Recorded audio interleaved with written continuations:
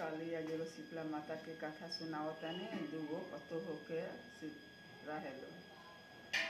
कथा अच्छा लगे तो लाइक करम, चैनल के सब्सक्राइब करम।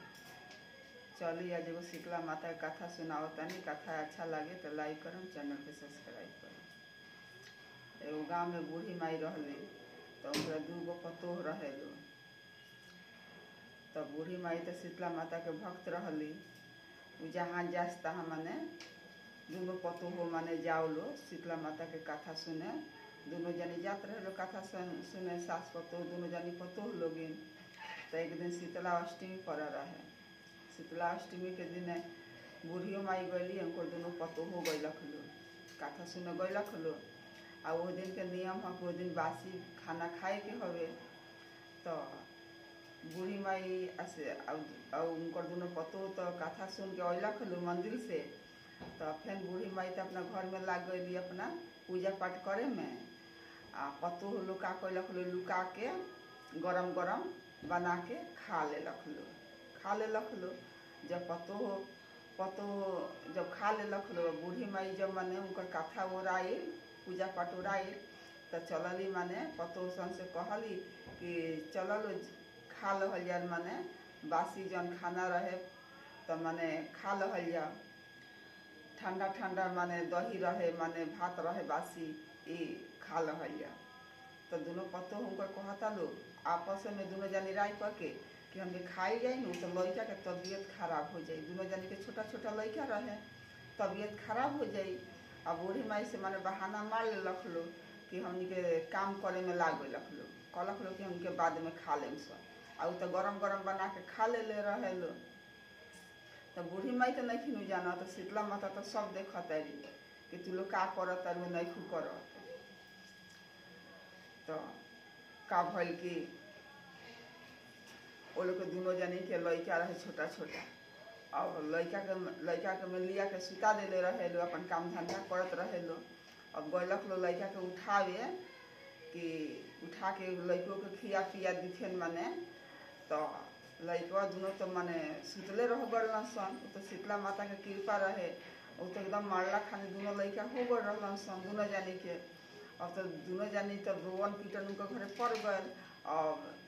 अब बुढ़िया माई कहली कि तनी के कोनो गलती कैले बारू सन, तबे माने दोनों हमरा पोता सन के भइल बा। अब बुढ़िया माई कहली कि दोनों जानी अपन लड़का उठावलो आ घर में से हमरा निकललो। जले ले हमार लड़का जिंदा ना हुए सब पोता तले तले घर में गोड़ धरे के नहीं थे। बूढ़ी माई तो अपना घर से निकाल देली दोनों जानी के।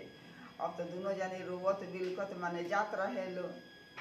तो बूढ़ी माई के भेष में एगो नीम के गाछी रहे, वही गछिया तो एगो बूढ़ी माई बैठा रहली। तो शीतला माता रहली आ बूढ़िया माई के भेष धैले रहली और जब बैठा रहली। तो दोनों जानी रोवत गावत जात रहे लो। तो वो बुढ़िया माई पूछली कि ए बेटी का भइल बा कि रोवत आरू लो। तो अपन कथा कहलख लो कि माने हम सास पतोह हमने गए रही से शीतला माता के कथा सुने। आ हमने के लुका के आ हमने के दोनों आदमी गरम गरम बना के खा ले बनी सन। तो हमने के अपन लड़का उठावे गनी हस, तो दोनों लड़का हमने के मारला खानी हो गई बरन सन।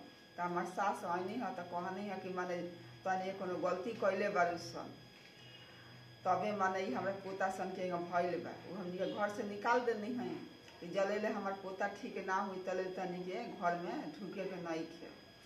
तो शीतलो माता मान तो बुढ़िया माई के भेष धैले रहनी, वो खूब डटनी धित करनी कि माने तनी के माने पापिन बारू सन, नालायक बारू सन, माने जा जा ना कह के सब माने कहनी।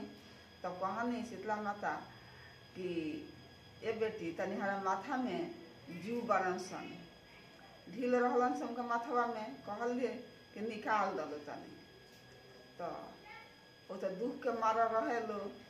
अब का कर लो उनको बात माने टल्लख लो ना हो दिन। अब दोनों जानी बैठ के माथा में से माने वो ढीले निकलख लो, जू निकलख लो लोग माथा उनका माथा में से। तो वो बूढ़ी माई माने आशीर्वाद देहली। तो शीतला माता रहली कि जालो तार लोग लड़का माने ठीक हो जाई। आ वही जे शीतला माता अपन प्रगट कईनी भईनी आ दोनों पतोह लोग के दर्शन भयल आ